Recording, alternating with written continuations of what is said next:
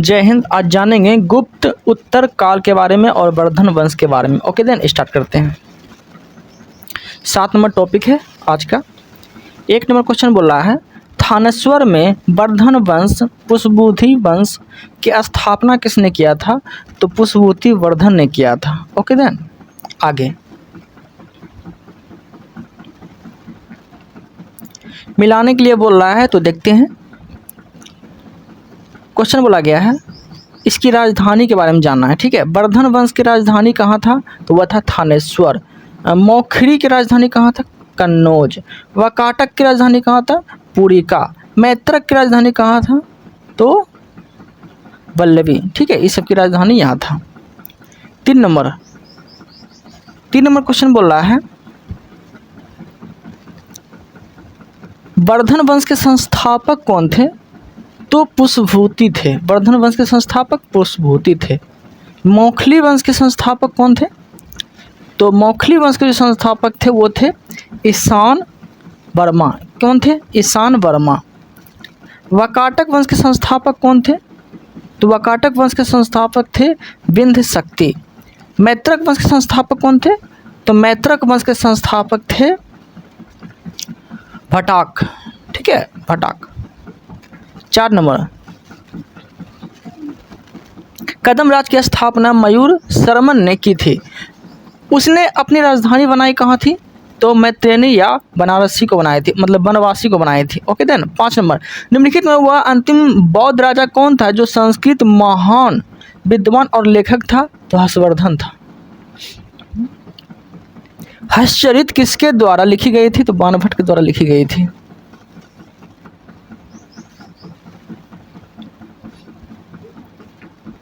सात नंबर देखते हैं क्वेश्चन, हर्षवर्धन के समय में कौन सा चीनी तीर्थयात्री भारत आया था? तो हिंसांग जो था वो भारत आया था। चालुक राजा पुलकेशिन द्वितीय को किसने पराजित किया था? तो नरसिंह वर्मन प्रथम ने पराजित किया था। ठीक है, किस व्यक्ति को द्वितीय अशोक कहा जाता है? किस व्यक्ति को द्वितीय अशोक कहा जाता है? तो इसमें से ऑप्शन के अकॉर्डिंग हर्षवर्धन को कहा जाता है।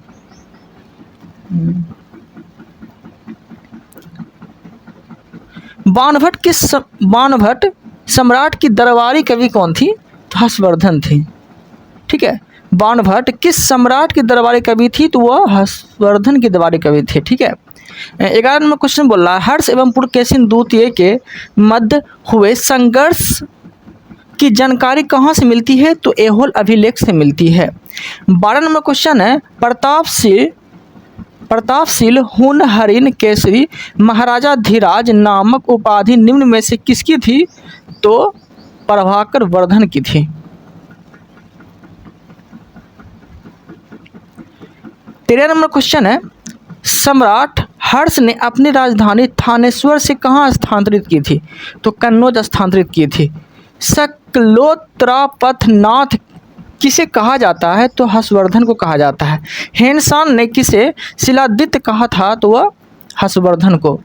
गुप्त वंश के ह्रास के पश्चात उत्तर भारत में बड़े भाग का पुनर्गठन किसने किया था? तो हर्षवर्धन ने किया था।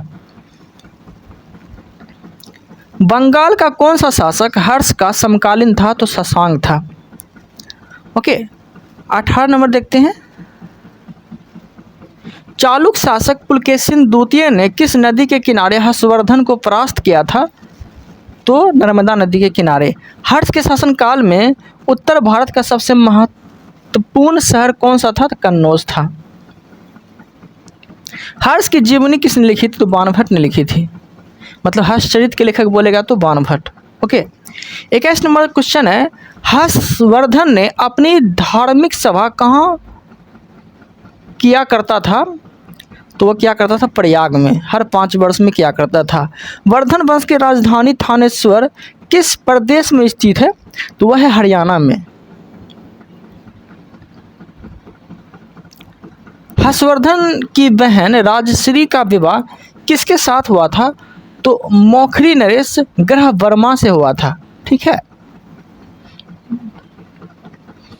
24 नंबर, हर्षवर्धन के अग्रज राजवर्धन द्वितीय की हत्या किसने किया था?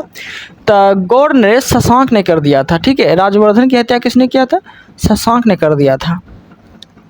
हर्षवर्धन ने 606 ईस्वी में हर्ष संवत की स्थापना किस उपलक्ष्य में किया था? तो अपने राज्यारोहण के उपलक्ष्य में किया था। 26 नंबर क्वेश्चन है, कौन वर्धन वंश की राजधानी थानेश्वर से कन्नौज लाया था? तो हर्षवर्धन लाया था। कन्नौज किस प्रदेश में स्थित है? तो उत्तर प्रदेश में स्थित है। हेनसांग की भारत में यात्रा के समय सूती कपड़ों के उत्पादन के लिए सबसे प्रसिद्ध नगर कौन था? तो वह था मथुरा।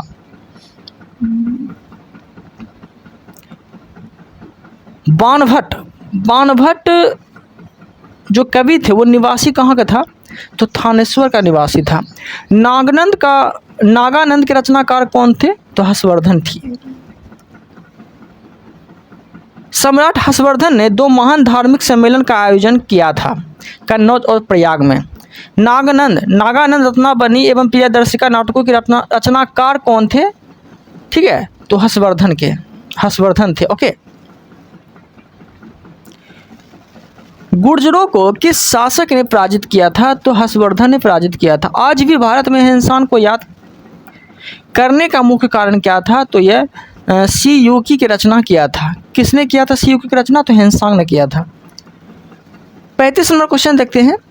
35 नंबर क्वेश्चन बोला गया है, हर्षवर्धन के विजय जीवन में एकमात्र पराजय देने वाला पुलकेशिन द्वितीय कहाँ का शासक था? तो बतापी के बदामी का शासक था पुलकेशिन द्वितीय। ठीक है, चालुक्य एवं बदामी का शासक था। हर्षवर्धन ने अपनी पुत्री का विवाह बल्लभी नरेश से किया, जो कि उसकी एक बड़ी कूटनीतिक उपलब्धि थी। अब बल्लभी नरेश का नाम था, तो वह था बल्लभी नरेश का नाम ध्रुवसेन द्वितीय था। ठीक है। 37 नंबर क्वेश्चन है, 641 ईस्वी में किसने चीन के राजा ताइशुंग के पास एक राजदूत भेजा? तो हर्षवर्धन। किस चीनी यात्री को वर्तमान शाक्यमुनि एवं यात्रियों का राजकुमार कहा जाता है? तो हेनसांग को कहा जाता है। हेनसांग भारत में लगभग कितने साल तक रहा था? तो 14 वर्ष तक रहा था हेनसांग। 41 नंबर क्वेश्चन है, हेनसांग के समयानार्थ एवं महायान धर्म के प्रचारार्थ हर्षवर्धन ने कहाँ महासभा का आयोजन 643 ईस्वी में करवाया? तो कन्नौज में करवाया था। ठीक है। कुंभ मेला को प्रारंभ करने का श्रेय किसे दिया जाता है? तो हर्षवर्धन को दिया जाता है। कुंभ मेला का प्रारंभ जो है ना हर्षवर्धन किया था, वर्धन वंश का था। नर्मदा नदी के तट पर सम्राट हर्ष दक्षिणावर्ती अग्रगमन को रोका, तो पुलकेशिन द्वितीय ने रोका। निम्नलिखित में से नालंदा विश्वविद्यालय को 100 ग्रामों की आय दान स्वरूप दिए थे किसने? तो हर्षवर्धन ने दिए थे। मिलाना है यहाँ पे।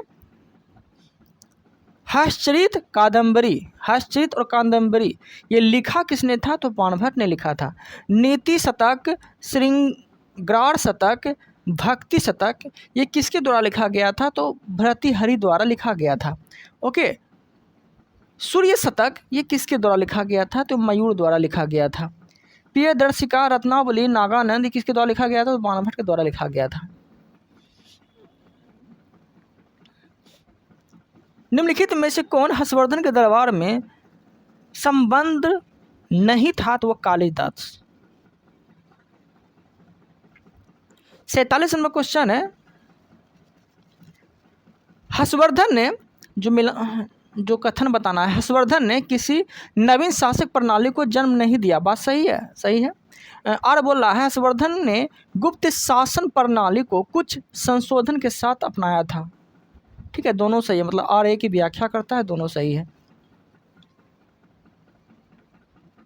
सुमेलित बताना है, इनमें से कौन सुमेलित है? अवंती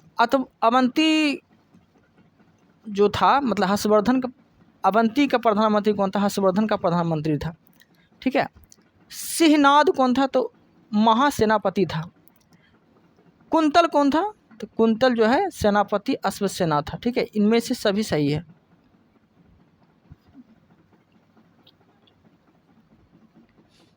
49 नंबर क्वेश्चन देखते हैं। किसका कथन है भारत के लोग गर्म मिजाज के हैं, उन्हें जल्दी गुस्सा आता है परंतु ईमानदार होते हैं, भारतीय सुरक्षा प्रेमी है, ये हेनसांग ने कहा था। ठीक है। अग्रहार का अर्थ क्या होता है? अग्रहार का अर्थ होता है ब्राह्मणों को दिया जाने वाला कर मुक्ति भूमि अनुदान को कहा जाता है अग्रहार। घटी यंत्र तुला यंत्र का प्रयोग होता था तो वो खेल की सिंचाई के लिए होता था। ओके। 52 नंबर क्वेश्चन देखते हैं। 52 नंबर क्वेश्चन बोला गया है दक्षिण भारत के संदर्भ में एरीपत्ती का अर्थ क्या होता है? तो जलाशय की भूमि। हर्ष के काल में भू राजस्व की सीमा थी तो 1/6 से 1/10 थी। मौखरी शासकों की राजधानी कहाँ थी? तो कन्नौज थी।